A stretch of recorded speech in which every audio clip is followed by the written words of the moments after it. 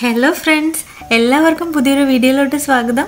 ഇന്ന് ഞാൻ ഇവിടെ ആപ്പം റെസിപ്പിയാണ് ഉണ്ടാക്കാൻ പോകുന്നത്. വളരെ സോഫ്റ്റ് ആയിട്ടുള്ള ആപ്പമാണ്. നിങ്ങൾക്ക് കാണുമ്പോൾ അറിയാം. ഇത് നിങ്ങൾ എല്ലാവരും ഒന്ന് ട്രൈ ചെയ്ത് നോക്കണം ഈ ഒരു മെത്തേഡ്. അപ്പം എല്ലാവർക്കും ഇഷ്ടപ്പെടും. ഇനി നമുക്ക് അതിനു വേണ്ടിയിട്ടുള്ള സാധനം ഞാൻ 1 കപ്പ് ഇഡ്ഡലി അരി എടുത്തിട്ടുണ്ട്. 1 കപ്പ് ഇഡ്ഡലി അരിയാണ് എടുക്കുന്നത്. പച്ചരിനേക്കാളും ഈ അരി ഇഡ്ഡലി അരി ഉപയോഗിക്കുമ്പോൾ നമ്മൾ കുറച്ചുകൂടെ നല്ല സോഫ്റ്റ് ആയിട്ടുള്ള അപ്പം കിട്ടും. അപ്പം ഇതുപോലെ തന്നെ ഒന്ന് ട്രൈ ചെയ്ത് നോക്കുക എല്ലാവരും.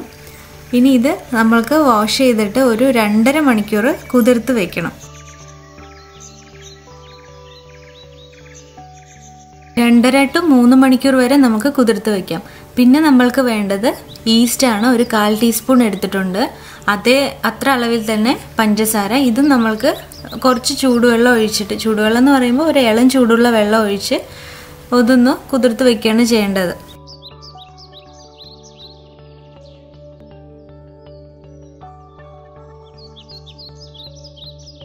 ഇപ്പം നമ്മുടെ അരി കുതിർന്നിട്ടുണ്ട്. ഇനി നമ്മൾ ഇപ്പം 1 കപ്പ് അരി എടുത്തിട്ടുണ്ടെങ്കിൽ 1/2 കപ്പ് തേങ്ങ ചിരവിയതെടുക്കണം. ഇത് രണ്ടും കൂടെ ഇട്ട് നന്നായിട്ട് അരയ്ക്കുക. നല്ല പേസ്റ്റ് പോലെ തന്നെ അരച്ചെടുക്കണം. ഇപ്പോൾ ഇത് ഞാനിവിടെ അരച്ചെടുത്തിട്ടുണ്ട്. ഇനി നമ്മൾക്ക് ഇത് കപ്പി കാച്ചണം. എന്ന് വെച്ചാൽ നമ്മൾക്ക് ഇതുകൊണ്ടൊരു കുറുക്കുണ്ടാക്കണം. അപ്പോൾ അതിന് വേണ്ടിയിട്ട് നമ്മൾ ഒരു കയ്യിൽ മാവെടുക്കുക. അതിന് ശേഷം 1 കപ്പോളം വെള്ളം ഒഴിക്കണം. ഇത് നന്നായിട്ട് മിക്സ് ചെയ്തതിന് ശേഷം നമ്മൾക്ക് തിളപ്പിച്ച് അതിനെ കുറുക്കിയെടുക്കുകയാണ് ചെയ്യേണ്ടത്.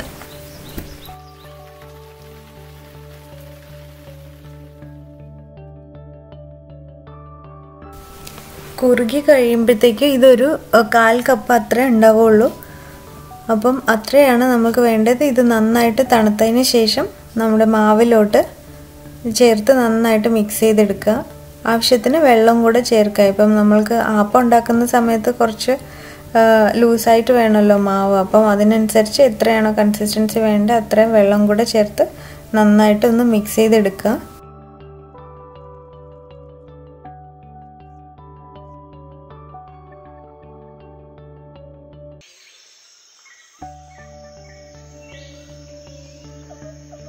ഇനി നമ്മൾക്ക് ഈസ്റ്റ് ഉണ്ടല്ലോ, ഈസ്റ്റ് നമ്മളിപ്പം വെള്ളം ഒഴിച്ച് വെച്ചിട്ടുണ്ടായിരുന്നത് അതും കൂടെ ഇതിലോട്ട് ചേർത്ത് ഒന്നുകൂടെ ഒന്ന് മിക്സ് ചെയ്ത് വെക്കാം. അപ്പോൾ ഇത്രയേ ഉള്ളൂ. ഈ മാവ് റെഡി ആയി കഴിഞ്ഞു. ഇനി നമ്മൾക്കത് ഒരു 6 to 8 മണിക്കൂർ വരെ എടുത്ത് വയ്ക്കണം. ഇപ്പോൾ ഇത് 8 മണിക്കൂർ കഴിഞ്ഞിട്ടുണ്ട്. ഇപ്പോൾ ഇത് കണ്ടോ, ഇത് നന്നായിട്ട് റെഡി ആയിട്ടുണ്ട് മാവ്. ഇനി നമ്മൾക്ക് ഇതിലോട്ട് ഉപ്പും പഞ്ചസാരയൊക്കെയാണ് ചേർക്കേണ്ടത്. അതുണ്ടാക്കുന്ന സമയത്ത് ചേർത്താൽ മതി. ആവശ്യത്തിന് ഉപ്പ്, അതുപോലെ പഞ്ചസാര, മധുരം എത്ര വേണോ അതിനനുസരിച്ചുള്ള മധുരം ചേർക്കുക. പിന്നെ കുറച്ചുകൂടെ വെള്ളം ചേർക്കുകയാണ്. ഇതിപ്പം കുറച്ചുകൂടെ കട്ടിയായതുകൊണ്ട്. ഇപ്പം ഈ ഒരു കൺസിസ്റ്റൻസിയാണ് വേണ്ടത് നമുക്ക് അപ്പം ഉണ്ടാക്കാൻ വേണ്ടിയിട്ട്.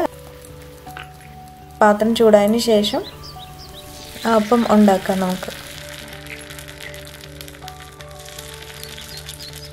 ഇപ്പോൾ ഇതുപോലെ അല്ലാതെ നമ്മൾക്ക് സാധാരണ പാനിൽ വെച്ചിട്ട് അല്ലെങ്കിൽ ദോശക്കല്ലിൽ വെച്ചിട്ട് അടിച്ച് വെച്ചിട്ട് ഉണ്ടാക്കാം. ആ രീതിയിലും ഉണ്ടാക്കാം. അപ്പം നല്ല സോഫ്റ്റായിട്ടാണ് അപ്പം വരിക. ഇത് ഇപ്പം ബബിൾസൊക്കെ വന്നിട്ടുണ്ട്. ഇനി നമ്മൾക്കത് അടിച്ച് വെച്ചിട്ട് വേവിച്ചെടുക്കാം.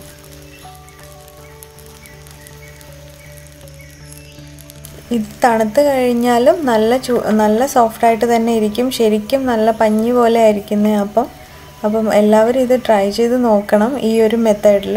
പിന്നെ അതിനുശേഷം നമ്മൾ എപ്പോഴും പിന്നെ ഇങ്ങനെ തന്നെ ആയിരിക്കും ചെയ്യാൻ തോന്നുക. അത്രയ്ക്ക് നല്ല സോഫ്റ്റായിട്ടാണ് വരുന്നത്. അപ്പോൾ ആദ്യത്തെ അപ്പം നമ്മുടെ റെഡി ആയിട്ടുണ്ട്. ഇത് കണ്ടല്ലോ, കാണുമ്പോൾ തന്നെ അറിയാൻ പറ്റും അത്രയ്ക്ക് സോഫ്റ്റാണ്. സൈഡൊക്കെ നല്ല ക്രിസ്പി ആയിട്ടാണ് ഇരിക്കുന്നത്. ഇതുപോലെ തന്നെ നമ്മൾക്ക് എല്ലാ മാവും ഒഴിച്ചെടുക്കാം.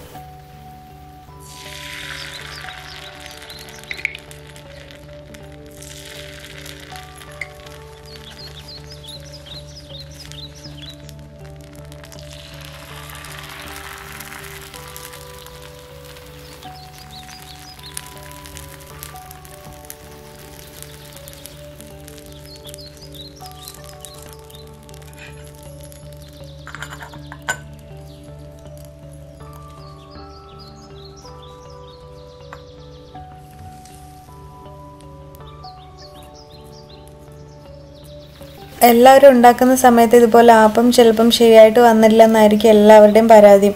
അപ്പോൾ ഇതുപോലെ ഒന്ന് ഉണ്ടാക്കി നോക്കിക്കഴിഞ്ഞാൽ നിങ്ങളുടെ എല്ലാവരുടെയും ആ പരാതി തീർന്നു കിട്ടും. അടിപൊളിയായിട്ട് തന്നെ ആപ്പം വരും. അപ്പോൾ എല്ലാവരും ട്രൈ ചെയ്ത് നോക്കണം. ഇത് ഇഷ്ടപ്പെട്ട് കഴിഞ്ഞാൽ ലൈക്ക് ചെയ്യാനും ഷെയർ ചെയ്യാനും അതുപോലെ തന്നെ എന്തെങ്കിലും അഭിപ്രായങ്ങളുണ്ടെങ്കിൽ അത് കമൻറ്റ് ചെയ്യാനും മറക്കരുത്. ആദ്യമായിട്ട് ആരെങ്കിലും കാണുന്നവരുണ്ടെങ്കിൽ സബ്സ്ക്രൈബും കൂടെ ചെയ്തേക്കണേ.